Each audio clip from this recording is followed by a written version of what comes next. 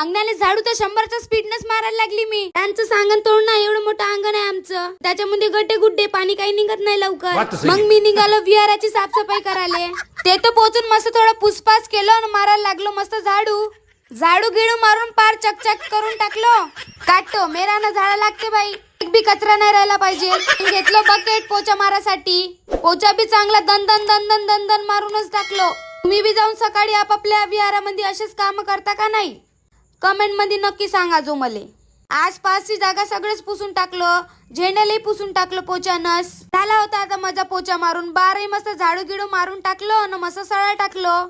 आता बारी होती मस्त रांगोळी टाकायची. रांगोळी पाहासाठी गेलो घरोघरी, भेटली मला रांगोळी.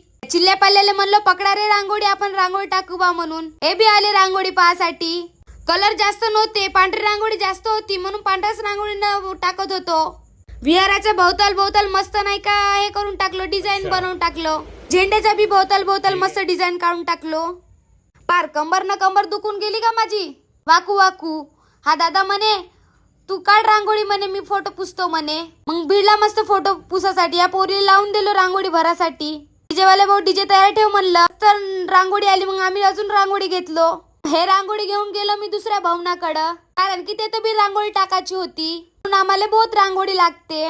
ते बी दन दन दन दन रांगोळी गिंगोळी टाकून दिलो चारही बाजूले. आज कमरीचा पुरा बँड वाजला. पान हे पोरगी आपल्या घरापुढे मस्त रांगोळी टाकत आहे ना. मस्त दिसून राहिली ना माझी रांगोळी. आमचं भवन जिथं मी रोज व्हिडिओ काढत राहतो. या भवनामध्ये फक्त महापुरुषांचे फोटोज लावून आहे. पोरं येतं वाचासाठी येते. तर भेटूया आता आपण नेक्स्ट ब्लॉग मध्ये.